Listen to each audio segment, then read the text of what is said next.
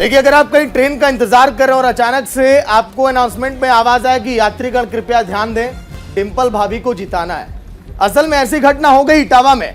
लोग railway station पर अपनी ट्रेन का इंतजार कर रहे हैं, तब तक आवाज उन्हें आती है कि यात्रीगण कृपया ध्यान दें, डिंपल भाभी को जिताना है। और उसके बाद जमकर इस पर विवाद होने लगा। चुनाव आयोग ने भी एक्शन अब ले लिया है, लेकिन वहां पर जो यात्री थे उन्हें आपत्ति हो गई कि आप तो बताइए, ट्रेन का अनाउंसमेंट तो आप सही समय पर करिए। लेकिन इसके बाद आखिर क्या हुआ ये भी आप देखिए। क्या कुछ हुआ, इटावा रेलवे स्टेशन पर अचानक से डिंपल को वोट देने की अनाउंसमेंट होने लगी, जमकर इस पर आपत्ति हुई।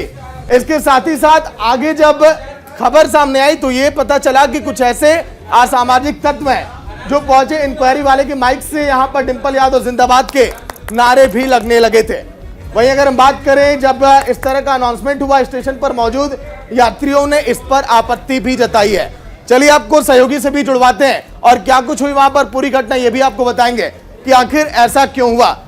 फोन में रिकॉर्ड की गई अनाउंसमेंट वहीं देखिए। निदा, ऐसा पहली बार हुआ है कि रेलवे स्टेशन पर अनाउंसमेंट ऐसी हो रही है? बिल्कुल, और सबसे मजेदार वो था कि जब जैसी अनाउंसमेंट हुआ कि यात्रीगण कृपया ध्यान दें, सभी ने सोचा हो सकता है कि उनके अगले सफर की उन्हें जानकारी साझा की जा रही हो। लेकिन जब दूसरी लाइन जो आई वो उसने सबको हैरान कर दिया। क्या वाकई में ये चुनाव प्रचार का तरीका है, सागर? तो देखिए, तस्वीरें हम आपको दिखा रहे हैं इटावा जंक्शन की। यहीं पर अनाउंसमेंट हुआ, तमाम यात्री यहां पर एक कतारों में खड़े थे। लेकिन जब ट्रेन की जानकारी उन्हें दी जाती है कि कौन सी ट्रेन किस समय पर आएगी, लेकिन विरासत बचाने की पूरी चुनौती डिंपल यादव के सामने, क्योंकि जिस मैनपुरी में सपा का दबदबा रहा पिछले कई सालों से, वहां पर बीजेपी इस बार ताबड़तोड़ प्रचार में लगी कि कैसे यहां पर बीजेपी की सियासी जमीन को मजबूत किया जाए और लौट कर आया जाए। सहयोगी नीरज लाइव जुड़ गए पूरी जानकारी के साथ। नीरज, ताजा अपडेट क्या है? आपने भी इतिहास में ऐसा पहली बार देखा होगा, रेलवे स्टेशन पर वोट मांगने की अपील की जा रही है। नीरज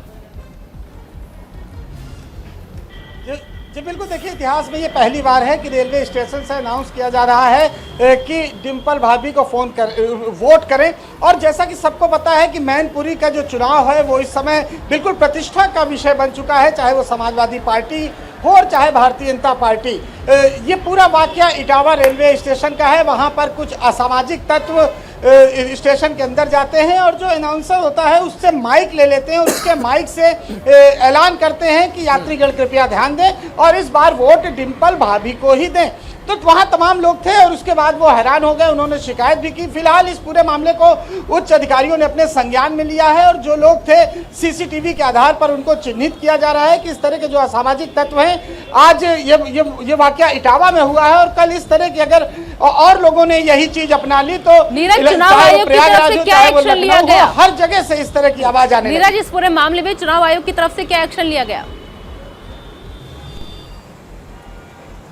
जी बिल्कुल, देखिए चुनाव आयोग ने उन लोगों को चिन्हित करने का प्रयास किया है और कहा है कि सीसीटीवी से उन लोगों को चिन्हित किया जाए। और जो रेलवे प्रशासन है, ये सुरक्षा से जुड़ा मामला है और काफ़ी गंभीर प्रकरण है, तो रेलवे अधिकारियों ने भी उन लोगों को चिन्हित करने का प्रयास किया है और चुनाव आयोग ने पूरे मामले का संज्ञान लिया है और पूरी कार्रवाई की बात कही।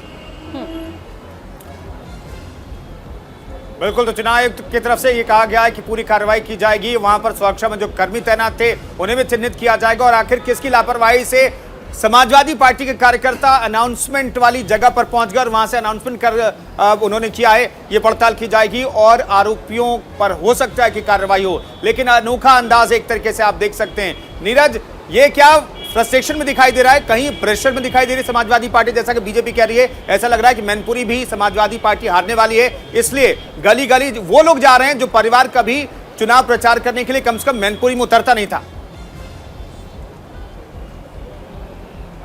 जी बिल्कुल, देखिए जिस तरह से वहाँ पे सियासत गर्म है मैनपुरी में और सबका ध्यान इस समय मैनपुरी में है कि आखिर ये मैनपुरी की सीट जीतेगा कौन, क्योंकि समाजवादी पार्टी की पारिवारिक सीट कही जाती है और इसलिए जिस तरह से आजमगढ़ और रामपुर में भारतीय जनता पार्टी ने प्रदर्शन किया है, वो चाहती है कि मैनपुरी में भी इस प्रदर्शन को दोहराया जाए, जिससे कि 2024 के लिए एक बड़ा संदेश जाए। और इसलिए अगर कहा जाए कि भारतीय जनता पार्टी के तमाम दिग्गज नेता लगातार मैनपुरी में हैं और साथ ही साथ समाजवादी पार्टी में जिस तरह से अखिलेश यादव और शिवपाल यादव के बीच फूट हो गई थी, वो भी अब वो खाई भर चुकी है सिर्फ और सिर्फ मैनपुरी के चुनाव को लेकर।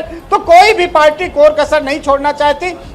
बसपा और कांग्रेस पहले से ही रेस से बाहर है। मुख्य मुकाबला सपा और भाजपा में है, तो कोई एक दूसरे से पीछे नहीं हटना चाहता, चाहे वो चुनाव प्रचार ठीक के है। तरीके हो और चाहे नेताओं को बढ़ चढ़कर रैलियों करने की बात हो। तो लेकिन जिस तरह की ये घटना हुई है इटावा में, अगर और लोगों ने इसी तरह से सीख ली और हर जगह इस तरह की घटना होने लगी तो निश्चित तौर पर मामला आने वाले वक्त में गंभीर होगा। इसलिए इस पूरे मामले में सख्त से सख्त कार्रवाई करने की जरूरत है। बिल्कुल नीरज भाई, इस पूरे मामले में सख्त से सख्त कार्रवाई करने की जरूरत है। बहुत बहुत शुक्रिया नीरज इस तमाम जानकारी के लिए आपका, क्योंकि अगर एक पार्टी को इजाजत इस चीज की दे दी जाएगी तो जाहिर सी बात है कि बाकी और दूसरी पार्टियां जो है वो भी ऐसी हिमाकत करेंगी।